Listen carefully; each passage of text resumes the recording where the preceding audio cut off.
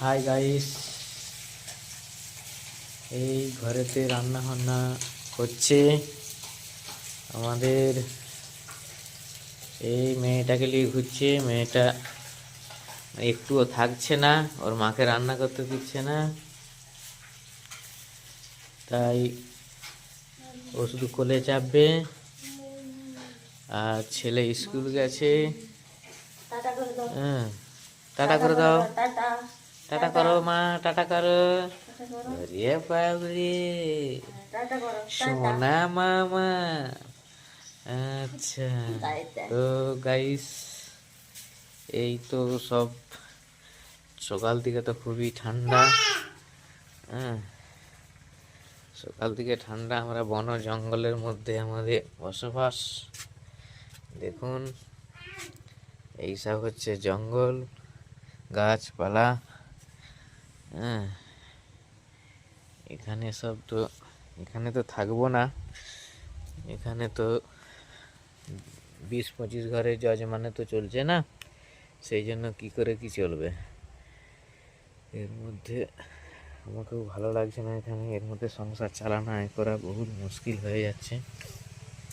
তো সেই জন্য এই ভাড়া বাড়িতে থেকে কিছু প্রফিট তো এখানে হচ্ছে না, উল্টে আগে বাইরের কাজ করতাম, বাইরের কাজে সেরকম ভালো নেই, সেই জন্য কোথাও যেতে পারিনি।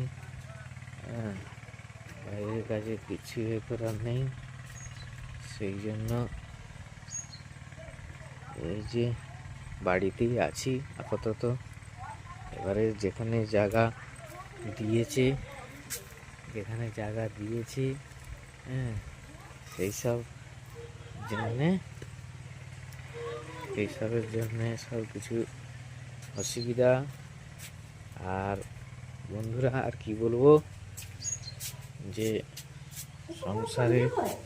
সংসারে অসুবিধা প্রচুর। আর এই ঘরেতেই এখন আমরা আছি, আর কদিন পরে চলে যাব। সেখানে একটা বাড়ি ভাড়া দেখা হয়েছে। পয়সাও লাগবে, সব মাল, ঘরে যা সামানপত্র আছে সব কিছু নিয়ে যেতে হবে। হ্যাঁ, না নিয়ে গেলেও চলবে না।